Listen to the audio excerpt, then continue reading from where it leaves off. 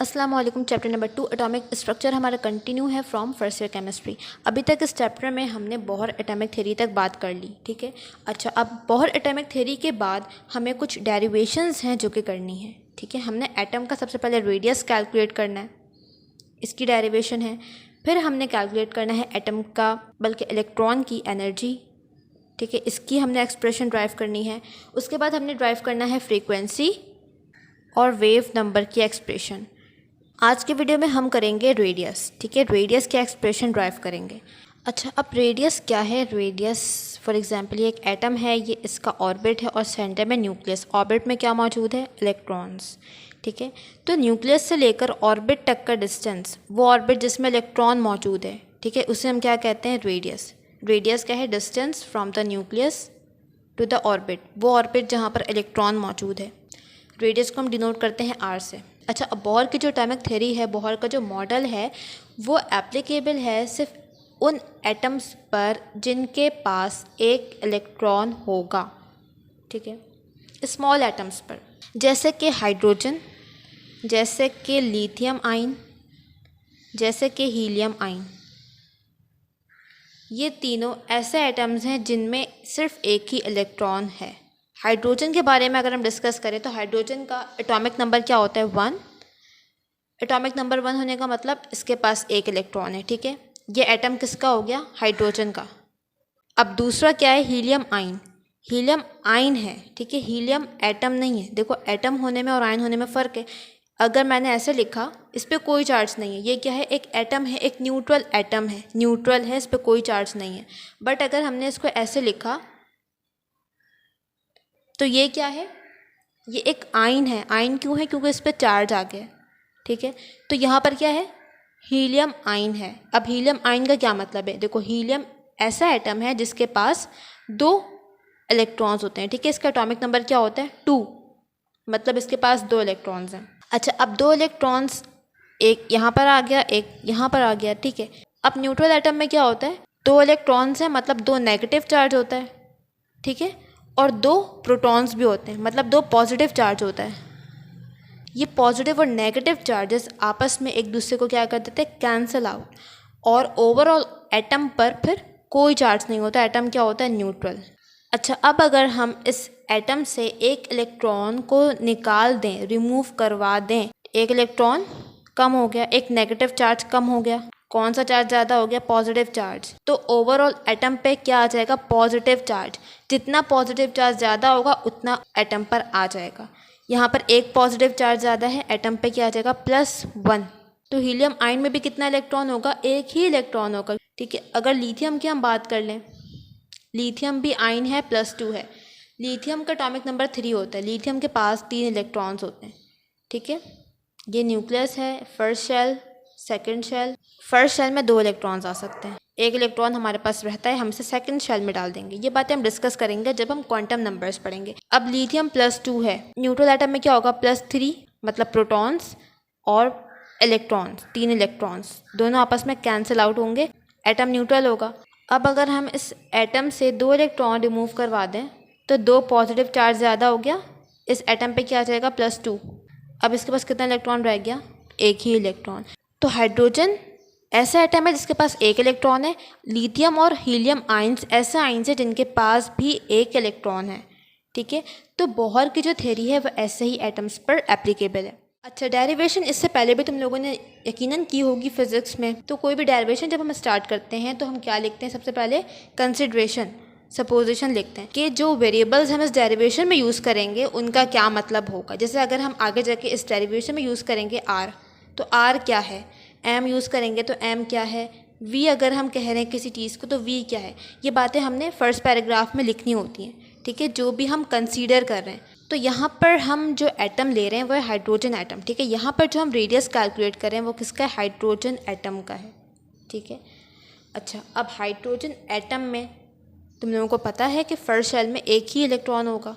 So suppose कि R क्या है? Radius of the electrons orbit. R क्या है? Radius of the electron orbit, मतलब न्यूक्लियस से लेकर ऑर्बिट तक का डिस्टेंस, ये क्या है? आर, मतलब रेडियस, ठीक है। तो रेडियस हमने किसे कह दिया? आर।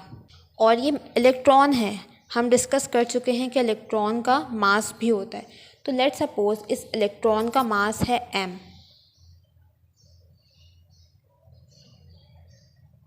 और ये इलेक्ट्रॉन v वेलोसिटी से मूव कर रहा है।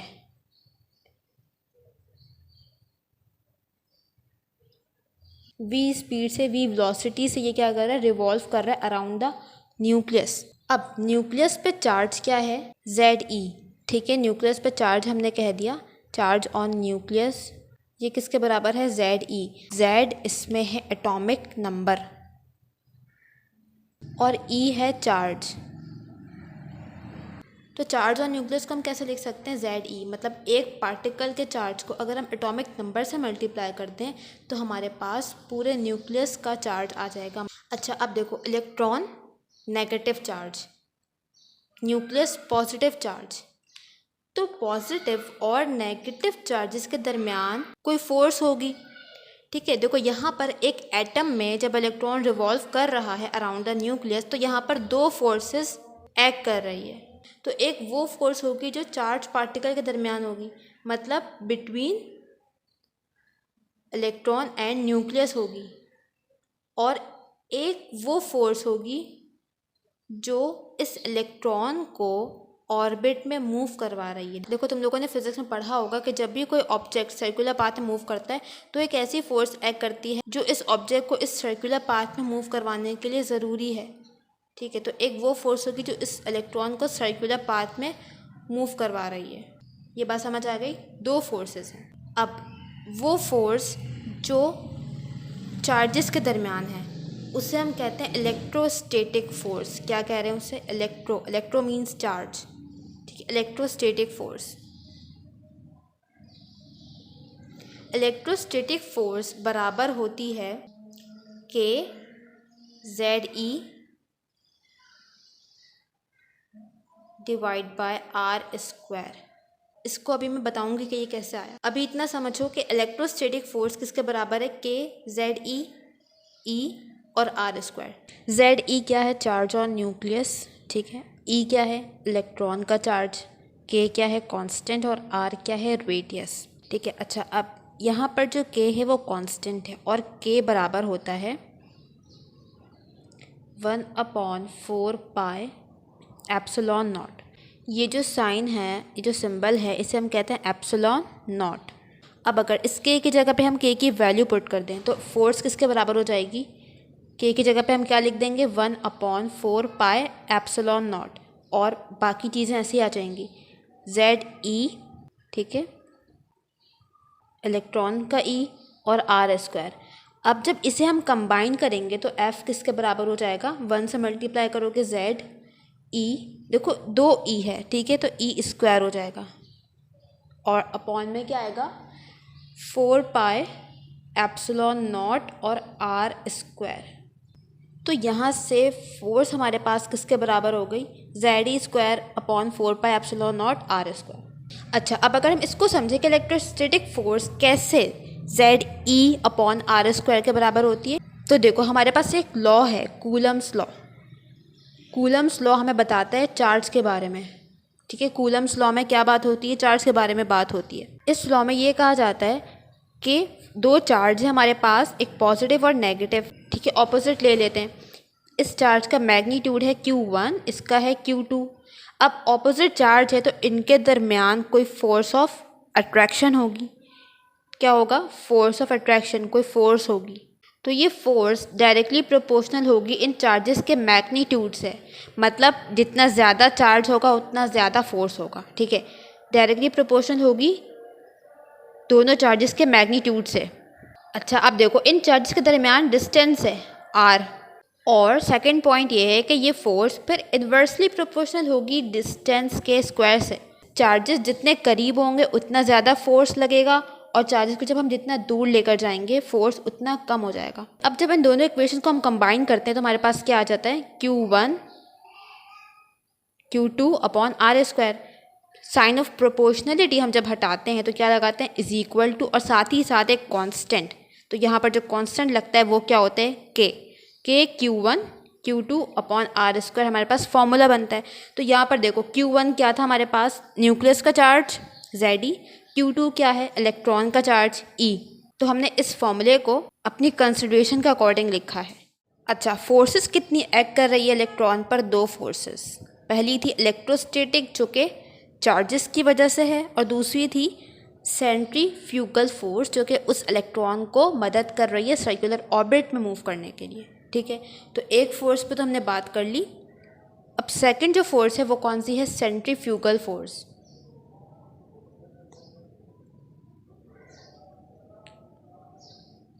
सेंट्रीफ्यूगल फोर्स बराबर होती है mv²/r। ठीक है, ये फॉर्मूला होता है सेंट्रीफ्यूगल फोर्स का। एक ही वक्त में इलेक्ट्रॉन पर 2 फोर्सेस एक्ट कर रही हैं, और इलेक्ट्रॉन कहाँ पर है? अपने ऑर्बिट में रिवॉल्व कर रहा है। तो इन दोनों फोर्सेस को क्या होना चाहिए? एक दूसरे के इक्वल होना चाहिए, क्योंकि इलेक्ट्रॉन अपने ऑर्बिट से कहीं भी नहीं जा रहा, वो कहाँ है? अपने ऑर्बिट में ही मौजूद है। तो इलेक्ट्रॉन को ऑर्बिट में होने के लिए ज़रूरी है कि जो 2 फोर्सेस उस पर एक्ट कर रही है वो क्या हो? एक दूसरे के इक्वल हो। अभी इस बात को मैं एक्सप्लेन करती हूँ, पहले इसको हम लिख लेते हैं कि इलेक्ट्रोस्टैटिक फोर्स और सेंट्रीफ्यूगल फोर्स क्या होगी? बराबर होगी, और इनके डायरेक्शन ऑपोजिट होगा। ठीक है, दोनों इक्वल होगी बट उनका डायरेक्शन क्या होगा? ऑपोजिट होगा। तभी वो फोर्सेस आपस में कैंसिल आउट हो जाएगी और इलेक्ट्रॉन कहाँ रहेगा? अपने ऑर्बिट में रहेगा। ठीक है, तो Fc हमने क्या लिखा? सेंट्रीफ्यूगल फोर्स किसके बराबर है? mv²/r is equal to electrostatic force किसके बराबर है? Ze²/4πε0r²। अगर किसी को ये बात समझ नहीं आई कि दोनों फोर्सेस कैसे इक्वल हैं और कैसे इलेक्ट्रॉन अपने ऑर्बिट में, तो हम इसको एग्जांपल से देख लेते हैं। देखो, अगर एक बॉक्स है फॉर एग्जांपल, ठीक है, एक पर्सन यहाँ से फोर्स लगा रहा है 5 न्यूटन फोर्स, एक पर्सन यहाँ से फोर्स लगा रहा है 5 न्यूटन। एक की डायरेक्शन क्या है? ये, और दूसरे की डायरेक्शन क्या है? ये। ऑपोजिट डायरेक्शन है, मैग्नीट्यूड सेम है, 5 न्यूटन इक्वल फोर्स है बट इन ऑपोजिट डायरेक्शन। तो क्या ये बॉक्स मूव करेगा? मूव नहीं करेगा ना, क्योंकि दोनों फोर्सेस बराबर है और ऑपोजिट डायरेक्शन में लग रही है। तो दोनों फोर्सेस आपस में एक दूसरे को कैंसिल कर देंगे। अब दूसरा सिनेरियो ये होगा कि एक तरफ से फोर्स लग रही है 5 न्यूटन, एक तरफ से फोर्स लग रही है 20 न्यूटन। तो क्या अब बॉक्स मूव करेगा? अब बिल्कुल करेगा, क्योंकि फोर्सेस का मैग्नीट्यूड क्या है? डिफरेंट है। एक फोर्स ज़्यादा है, एक फोर्स कम है। ठीक है, तो जहाँ पे ज़्यादा फोर्स लगेगी बॉक्स उस डायरेक्शन में मूव कर जाएगा। अब इलेक्ट्रॉन के केस में अगर हम देखें तो इलेक्ट्रॉन पे 2 फोर्सेस एक्ट कर रही है बट इलेक्ट्रॉन कहीं भी नहीं जा रहा, वो अपनी जगह पर है। ठीक है, तो इसका क्या मतलब है कि जो 2 फोर्सेस हैं वो इक्वल हैं और ऑपोजिट डायरेक्शन में है। तो इसी बात को हमने यहाँ पर इस तरह से लिख दिया। यहाँ पर देखो कुछ कैंसिल आउट हो रहा है क्या? m है, v² है अपॉन r है, यहाँ पे Ze²/4πε0 और r² है। तो देखो यहाँ से r और राइट साइड पे r² है। ठीक है, दोनों वैल्यूज़ अपॉन में हैं, तो ये आपस में कैंसिल हो सकती है। एक r है, यहाँ पे r² मतलब 2r है। ठीक है, तो यहाँ से स्क्वायर कैंसिल हो जाएगा r का, एक r कैंसिल हो जाएगा, एक r बच जाएगा। अब हमने निकालना क्या है? रेडियस निकालना है। तो हमारी जो भी रिक्वायर्ड वैल्यू होती है हम क्या करते हैं? उससे इज इक्वल टू के एक साइड पे कर देते हैं, बाकी तमाम वैल्यूज़ को दूसरी साइड पे। अब हमने क्या करना होगा नेक्स्ट स्टेप में? हमारी रिक्वायर्ड वैल्यू क्या है? r। हमने निकालना क्या है? कैलकुलेट क्या करना है? रेडियस। ठीक है, तो रेडियस को सबसे पहले हम क्या करेंगे? लेफ़्ट साइड पे शिफ्ट कर देंगे। तो जब हम r को इज इक्वल टू के लेफ़्ट साइड पे लेकर आएंगे तो यहाँ की जो वैल्यूज़ है वो यहाँ पर आके क्या बन जाएगी? डिनोमिनेटर में आ जाएगी। ठीक है, अपॉन में आ जाएगी Ze²/4πε0 और यहाँ की वैल्यू mv²। तो ये फॉर्मूला हमारे पास बना रेडियस का। लेकिन यहाँ पर एक प्रॉब्लम है। देखो z हमें पता है, e पता है, ये भी कांस्टेंट वैल्यूज़ हैं, ε0 भी कांस्टेंट वैल्यू है, मास ऑफ इलेक्ट्रॉन भी हमें पता है, ये भी कांस्टेंट है। ठीक है, हमने डिस्कस किया था ना सब एटॉमिक पार्टिकल वाली वीडियो में। अच्छा, यहाँ पे मसला ये है कि v वेलोसिटी हमें नहीं पता, तो v को यहाँ से हटाने के लिए हम क्या कर सकते हैं? सब्सटीट्यूट कर दें, मतलब v की कोई वैल्यू हो उसको हम v की जगह पे रख दें। तो हम नेक्स्ट स्टेप में यही करेंगे। हम क्या करेंगे? v की वैल्यू हमारे पास नहीं है, हमें v नहीं पता क्या है, तो हम v का कोई फॉर्मूला लेंगे और उसको v की जगह पे रख देंगे। इस तरह से क्या होगा? v यहाँ से हट जाएगा। अच्छा, अब ज़रा बोहर एटॉमिक थ्योरी को याद करो। हमने जब वहाँ पे बात की थी कि एंगुलर मोमेंटम, ठीक है, हमने वहाँ जब एंगुलर मोमेंटम की बात की थी, हमने क्या कहा था, एंगुलर मोमेंटम बराबर होता है integral multiple of h upon 2 पाई। ठीक है, ये हमने फॉर्मूला लिखा था जब हमने लास्ट पॉइंट डिस्कस किया था बोहर एटॉमिक थ्योरी का। अब देखो यहाँ से क्या हम v की वैल्यू निकाल सकते हैं? बिल्कुल निकाल सकते हैं। यहाँ पे v है, ठीक है, हम क्या करेंगे, v को एक साइड पे रखेंगे, बाकी तमाम वैल्यूज़ को दूसरे साइड पे शिफ्ट कर देंगे। 2 पाई m और r यहाँ पे आ जाएंगे, m r। अच्छा, अब ज़रा फॉर्मूला देखो ये वाला। यहाँ पे हमें क्या चाहिए, v स्क्वायर चाहिए। हमारे पास क्या है, सिर्फ v है, तो हम क्या करते हैं, पहले ही इस v का स्क्वायर निकाल लेते हैं ताकि डायरेक्ट हम यहाँ पे रखें। तो squaring on both sides, v पे स्क्वायर लगा दिया, यहाँ पे भी तमाम वैल्यूज़ पे क्या लग जाएगा, स्क्वायर लग जाएगा, NH 2 पाई m r, इस पर क्या लग गया, ओवरऑल स्क्वायर। अब जब इसको हम ओपन करेंगे तो क्या बनेगा, v square is equals to n पे भी स्क्वायर है, तमाम वैल्यूज़ पे स्क्वायर आएगा, n स्क्वायर h स्क्वायर, 2 पे स्क्वायर होगा तो क्या बनता है, 2 का स्क्वायर क्या होगा, 4 pi square m square r square. अब नेक्स्ट स्टेप में क्या करेंगे, वैल्यू निकाली है तो उसको अपने फॉर्मूले में रख देंगे। इसको अगर मैं इक्वेशन 1 कह दें तो हम क्या लिख सकते हैं, now put the value of v square in equation 1। ठीक है, r ऐसे ही आ गया, is equals to Z E square अपनी जगह पर रहेंगे, 4 अपनी जगह पर रहेगा, पाई भी अपनी जगह पे है, एप्सिलॉन नॉट अपनी जगह पे है, m भी अपनी जगह पे है। क्या हटेगा यहाँ से, v स्क्वायर की जगह पे क्या रखोगे, n square h square upon 4 pi square, इसको हम मिटाते हैं, m स्क्वायर और r स्क्वायर। ठीक है, अब हमने क्या करना है, इसको अरेंज करना है सिंपल। तो देखो r ऐसे ही आ गया, Z E square upon 4 pi epsilon not, ये हम ये वाली वैल्यू लिख रहे हैं m। अच्छा, अब यहाँ पर देखो हमारे पास अपॉन में जो वैल्यू है वो फ्रैक्शन में है।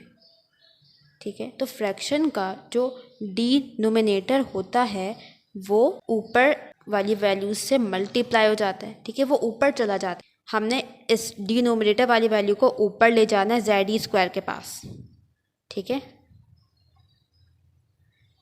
4 pi square m square r square, और ऊपर वाली जो वैल्यू है n स्क्वायर h स्क्वायर, ये ऐसे ही रहेगी। अब क्या यहाँ पे कोई वैल्यू आपस में कैंसिल हो रही है, तो देखो 4 है ऊपर, नीचे भी 4 कैंसिल, ऊपर पाई स्क्वायर है मतलब 2 पाई, नीचे 1 है, तो इस पाई से ये इसका स्क्वायर कैंसिल हो जाएगा। एप्सिलॉन नॉट कैंसिल नहीं हो रहा, m से m स्क्वायर कैंसिल हो गया। बट एक चीज़ देखो r है, यहाँ पे r स्क्वायर है और यहाँ पे क्या है r, तो ये दोनों आपस में कैंसिल हो सकते हैं। यहाँ पे एक r है, ये कैंसिल, यहाँ पे r स्क्वायर मतलब 2r है, तो यहाँ पे हम इसका स्क्वायर कैंसिल कर देंगे, यहाँ पे क्या रह जाएगा, सिर्फ एक r। हमने क्या निकालना है, रेडियस, हमने क्या निकालना है, r। नेक्स्ट हम क्या करेंगे, r को इज इक्वल टू के एक साइड पे रखेंगे, बाकी वैल्यूज़ को दूसरी साइड पे। यहाँ पर क्या है, जेड ई स्क्वायर है, पाई और m, ये वैल्यूज़ यहाँ पे क्या है, न्यूमरेटर है, जब इज इक्वल टू के लेफ्ट साइड पे जाएगी क्या बन जाएगी, डी न्यूमरेटर डिवाइड में आ जाएगी, जेड ई स्क्वायर पाई और m। अच्छा, अब डिनोमिनेटर में जो वैल्यूज़ हैं यहाँ पे वो क्या क्या हैं, एप्सिलॉन नॉट है, n स्क्वायर है और h स्क्वायर है, ये जब इज इक्वल टू के लेफ्ट साइड पे जाएगा न्यूमरेटर बन जाएगा। ठीक है, epsilon naught n square h square. ठीक है, ठीक है, फॉर्मूला हमारे पास क्या बन गया, r is equal to epsilon naught n square h square divide by z pi m E square. ये फॉर्मूला हमारे पास आ गया रेडियस का, रेडियस ऑफ हाइड्रोजन एटम। ठीक है, इस फॉर्मूले के ज़रिए हम रेडियस कैलकुलेट कर सकते हैं। अच्छा, अब इस फॉर्मूले में कुछ कांस्टेंट यूज़ हुए, तो हम क्या करेंगे, नेक्स्ट इन तमाम कांस्टेंट की वैल्यूज़ लिखेंगे। ठीक है, सबसे पहले हमारे पास है एप्सिलॉन नॉट। एप्सिलॉन नॉट क्या होता है, vacuum permittivity constant.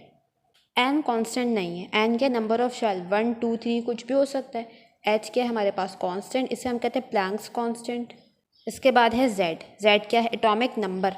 Atomic number fix नहीं है, हमने अभी फॉर्मूले में हाइड्रोजन के लिए बात की है, बट अगर एटम दूसरा हो जाएगा तो एटॉमिक नंबर भी चेंज हो जाएगा, इसलिए जेड को हम एज अ कांस्टेंट नहीं लिख रहे हैं। एम क्या है? Mass of electron. ई क्या है? Charge on electron. अब इनकी वैल्यूज़ क्या होती है? परमिटिविटी की वैल्यू क्या है? 8.84 एक्सपोनेंट -12 कूलम स्क्वायर पर जूल मीटर। ठीक है, नेक्स्ट है प्लैंक्स कांस्टेंट, वैल्यू है इसकी 6.625 exponent -34 joule second. Mass of electron कितना होता है? 9.11 एक्सपोनेंट -31 यस kg। ग्राम में वैल्यू चेंज हो जाती है। नेक्स्ट है चार्ज ऑन इलेक्ट्रॉन। एक इलेक्ट्रॉन का कितना चार्ज होता है? 1.602 एक्सपोनेंट -19। चार्ज की यूनिट क्या होती है? कूलम। तो ये वो तमाम कांस्टेंट है जो कि हमने अपने फॉर्मूले में लिखे हैं। इनको बताना, इनकी वैल्यूज़ लिखना लाजमी है। अच्छा, अब देखो यहाँ पे बहुत सारे कांस्टेंट हैं और सबकी कितनी कॉम्प्लिकेटेड वैल्यूज़ हैं। तो हम क्या करते हैं, अपनी कैलकुलेशन को ईजी करने के लिए हमने क्या किया है, इन तमाम कांस्टेंट की जगह पे एक दूसरा कांस्टेंट लिख दिया है। ठीक है, मतलब क्या हुआ इसका? देखो, जो कांस्टेंट वैल्यूज़ नहीं है उनको ज़रा हटाओ। एन स्क्वायर हटा दो, यहाँ पे जेड नहीं है कांस्टेंट, ठीक है, इसको भी हटा दो। रह क्या गया हमारे पास? एप्सिलॉन नॉट एच स्क्वायर, फिर पाई और एम और ई स्क्वायर। तो इन कांस्टेंट को जब हम कैलकुलेट करेंगे तो हमारे पास हर बार सेम वैल्यू आएगी। तो हमने क्या किया, इन तमाम को कैलकुलेट कर लिया। कैलकुलेट करके वैल्यू आ गई हमारे पास 0.529 एक्सपोनेंट -8 सेंटीमीटर। हर बार यही वैल्यू आएगी जब भी हम अपनी कैलकुलेशन करेंगे। तो हमने इसको पहले ही कैलकुलेट कर लिया और एक कांस्टेंट वैल्यू बना ली। इसे हम कहते हैं ए नॉट। तो ए नॉट क्या है? एक कांस्टेंट है। ठीक है, ये हमने क्यों बनाया? अपनी कैलकुलेशन को इजी करने के लिए, ताकि हम डायरेक्ट इसकी वैल्यू रख दें, एन से मल्टीप्लाई कर दें, जेड से डिवाइड कर दें। ठीक, तो रेडियस को हम और कैसे लिख सकते हैं? देखो, ए नॉट अपॉन एन स्क्वायर भी ऊपर है और नीचे जेड। ठीक है, ये हमारे पास फॉर्मूला बन गया एक और। बुक में जो इन्होंने ए नॉट को लिया है, हमने किसके इक्वल लिया? E naught H square pi M E square. इसको हमने क्या कहते हैं? A naught. ठीक है, बुक में यहाँ पे क्या लिखा है? एप्सिलॉन नॉट है, एच स्क्वायर भी है, यहाँ पर इन्होंने जेड भी लिखा है, Z pi M E square. तो देखो, जब हम एक एटम की बात करेंगे ना, अभी फॉर एग्जाम्पल हम सिर्फ हाइड्रोजन की बात कर रहे हैं, तो हम जेड को कॉन्स्टेंट ले सकते हैं, क्योंकि हाइड्रोजन के लिए जेड क्या होगा? कांस्टेंट होगा ना, 1 ही होगा हमेशा। एटॉमिक नंबर तो हाइड्रोजन का हमेशा 1 ही रहेगा। तो सिर्फ हाइड्रोजन के लिए हम क्या कर सकते हैं? इस जेड को एज अ कांस्टेंट ले सकते हैं। लेकिन जब बात आएगी किसी और एटम की, जैसे लिथियम है, हीलियम, तो फिर ये जेड कांस्टेंट नहीं होगा। तो इसीलिए हमने जो फॉर्मूला यहाँ पर लिखा है, इसमें हमने जेड को कांस्टेंट नहीं लिया, तब भी यहाँ पे जेड को हमने अलग से लिखा है। तो ये वाला जो फॉर्मूला हमारे पास है, ये हम हाइड्रोजन के लिए भी यूज़ कर सकते हैं, लिथियम आयन के लिए भी यूज़ कर सकते हैं और हीलियम आयन के लिए भी यूज़ कर सकते हैं। अच्छा, अब अगर हम इस जेड को भी एज अ कांस्टेंट ले लें, ठीक है, तो ये फॉर्मूला हमारे पास बनेगा ए नॉट एन स्क्वायर। और ये फॉर्मूला किसके लिए होगा फिर? सिर्फ हाइड्रोजन के लिए, क्योंकि हाइड्रोजन के लिए जेड क्या होता है? 1 होता है। तो हम इसको अगर इस कांस्टेंट में भी ले लेंगे ना, तो हमारे इस ए नॉट की वैल्यू पे कोई फ़र्क नहीं पड़ेगा। ठीक है, तो हम यहाँ पर ए नॉट ही लिखेंगे, वैल्यू भी इसकी यही रहेगी, क्योंकि जेड क्या था? 1। हम इसको कांस्टेंट में लें या ना लें, हाइड्रोजन के लिए एक ही बात है, क्योंकि हाइड्रोजन के लिए जेड क्या होता है? 1। नीचे डिवाइड करोगे 1 से, वैल्यू पे कोई फ़र्क नहीं पड़ेगा। तो ये वाला जो फॉर्मूला हमारे पास है, जिसमें नीचे जेड है, मतलब एटॉमिक नंबर है, इसको हम किसी भी एटम के लिए यूज़ कर सकते हैं, हाइड्रोजन, लिथियम हो या फिर हीलियम आयन हो। ठीक है, जबकि ये वाला जो फॉर्मूला है ए नॉट एन स्क्वायर, ये किसके लिए होगा? सिर्फ और सिर्फ हाइड्रोजन के लिए। अच्छा, अब ए नॉट पे हम बात करेंगे। ठीक है, ए नॉट क्या है? कांस्टेंट है। ए नॉट क्या है? कांस्टेंट है। तो कांस्टेंट होता है, उसका कोई नाम होता है। ठीक है, तो ए नॉट को हम क्या कहते हैं? Bohr's constant. बोहर्स कांस्टेंट नाम होता है और दूसरी चीज़ क्या होती है? उसकी कोई वैल्यू होती है। तो इसकी वैल्यू क्या है? 0.529 एक्सपोनेंट -8 सेंटीमीटर। देखो, सेंटीमीटर लाजमी है। ठीक है, क्योंकि अगर यूनिट चेंज करोगे तो वैल्यू भी चेंज हो जाती है। 0.529 एक्सपोनेंट -8 सेंटीमीटर, ये किसकी वैल्यू है? ए नॉट की। अच्छा, अब देखो, एक्सपोनेंट -8 सेंटीमीटर, ये बराबर होता है 1 एंगस्ट्रॉम के। ये एक और नई यूनिट है। ए, इसके ऊपर क्या लिखना है? नॉट। ठीक है, इसको हम कहते हैं एंगस्ट्रॉम। एंगस्ट्रॉम भी यूनिट है। तो एक्सपोनेंट -8 सेंटीमीटर किसके बराबर होता है? 1 एमस्ट्रॉन्ग के। ठीक है, एक्सपोनेंट -8 सेंटीमीटर किसके बराबर होता है? 1 एमस्ट्रॉन्ग के। तो क्या हम इसको ऐसे लिख सकते हैं, एक्सपोनेंट -8 की जगह पे क्या हम एमस्ट्रॉन्ग लिख सकते हैं? बिल्कुल लिख सकते हैं ना, क्योंकि एक्सपोनेंट -8 सेंटीमीटर किसके बराबर है? एमस्ट्रॉन्ग के। तो इसको हम ऐसे भी लिख सकते हैं 0.529 एमस्ट्रॉन्ग। ठीक है, तो अगर बात करोगे सेंटीमीटर में तो क्या लिखोगे आगे? एक्सपोनेंट -8 सेंटीमीटर, या फिर हम वैल्यू किस में लिख सकते हैं? एमस्ट्रॉन्ग में। अच्छा, अब जब ये डेरिवेशन करोगे तो उसमें ये वाली इक्वेशन लिखने की ज़रूरत नहीं है। ठीक है, यहाँ तक स्टॉप कर देंगे और लास्ट में क्या लिखोगे? कांस्टेंट है तो कांस्टेंट को ए नॉट क्या है बताओगे, is equals to Bohr's constant. इसकी वैल्यू क्या होती है ये भी मेंशन करना है। ठीक है, जिस तरह से बुक में लास्ट लाइन लिखी हुई है उस तरह से एंड करोगे डेरिवेशन। नाउ डेरिवेशन हमने कंप्लीट कर ली। अब इस टॉपिक के 2 न्यूमेरिकल्स हैं। ठीक है, एक एग्जाम्पल का सवाल है और एक एक्सरसाइज न्यूमेरिकल है, तो इसको भी हम टॉपिक के साथ ही डिस्कस कर लेते हैं। ठीक है, एग्जाम्पल 2.1 ऑन पेज नंबर 28। इसमें हमने क्या करना है? रेडियस निकालना है 4th orbit of electron in hydrogen atom. ठीक है, सबसे पहला काम क्या करोगे? डाटा गिवन क्या है? Orbit, number of orbit. ठीक है, नंबर ऑफ शेल मतलब एन क्या गिवन है? 4th ऑर्बिट है ना, तो एन क्या लिखोगे? 4। रिक्वायर्ड हमें क्या है? यहाँ पे गिवन की सब हेडिंग डाल दो। रिक्वायर्ड हमें क्या है? Radius R. ठीक है, सॉल्यूशन फॉर्मूला हमने अभी ड्राइव किया। रेडियस का फॉर्मूला क्या होता है? A naught N square divide by Z. एक ही फॉर्मूला याद रखो। ठीक है, हाइड्रोजन का एटम हो, कोई भी एटम हो, एक ही फॉर्मूला याद रखो, उसी से सारे न्यूमेरिकल्स होंगे। ठीक है, ए नॉट की वैल्यू क्या होती है? 0.529। ठीक है, मल्टीप्लाई बाय एन क्या गिवन है हमें? 4 का एन स्क्वायर है ना, तो 4 का स्क्वायर। और जेड क्या है? Atomic number. हाइड्रोजन का एटॉमिक नंबर क्या होता है? 1। जेड को गिवन में भी लिख सकते हो। ठीक है, जेड क्योंकि हाइड्रोजन एटम सवाल में गिवन है ना, तो हमें पता है कि आगे जाके फॉर्मूले में जेड यूज़ होगा, तो गिवन में लिख दो इसको, जेड इज इक्वल टू 1। जब इसको कैलकुलेट करेंगे आंसर क्या आएगा? 8.46 एमस्ट्रॉन्ग। एमस्ट्रॉन्ग क्यों लिखा हमने? क्योंकि यहाँ पर जो हमने ए नॉट की वैल्यू ली है ये किस में ली है? एमस्ट्रॉन्ग में। तो हमारा आंसर भी किस में आएगा? एमस्ट्रॉन्ग में। नाउ नेक्स्ट क्वेश्चन हमारा है एक्सरसाइज न्यूमेरिकल। ठीक है, क्वेश्चन नंबर 1 है, पेज नंबर है 49। इस क्वेश्चन में हमने क्या करना है? 3rd ऑर्बिट का रेडियस निकालना है ऑफ हाइड्रोजन एटम गिवन। इसमें हमें दिया हुआ है 3rd ऑर्बिट, मतलब एन की वैल्यू क्या हो गई? 3। अब रिक्वायर्ड क्या है? निकालना क्या है हमें? Are, radius. अगेन हम वही काम करेंगे, सॉल्यूशन फॉर्मूला क्या होता है? R is equal to A naught. अच्छा, अब इस सवाल में देखो आगे लिखा हुआ है कि Bohr constant for hydrogen is 0.529 Armstrong. तो अब यहाँ पे लाजमी हो गया कि हम अपनी ए नॉट की वैल्यू किस में लिखेंगे? एमस्ट्रॉन्ग में। ठीक है, जेड। अच्छा, ए नॉट अगेन गिवन में जेड लिख दो 1। ए नॉट किसके बराबर है? सवाल में हमें गिवन है 0.529। एन की वैल्यू क्या है? 3। स्क्वायर है एन का, तो 3 स्क्वायर हो गया। ठीक है, जेड क्या होगा? For hydrogen atom 1। इसको जब हम कैलकुलेट करेंगे कैसे करोगे? 3 का स्क्वायर लोगे, इसको मल्टीप्लाई कर देंगे 0.529 से। ठीक है, आंसर क्या आ जाएगा हमारे पास? 4.761। यूनिट क्या होगी इसकी? एमस्ट्रॉन्ग। ठीक है, ठीक है, तो यहाँ पे हमारे न्यूमेरिकल्स भी कंप्लीट हो गए इस टॉपिक के। नेक्स्ट वीडियो में हम डेरिवेशन करेंगे एनर्जी ऑफ इलेक्ट्रॉन की।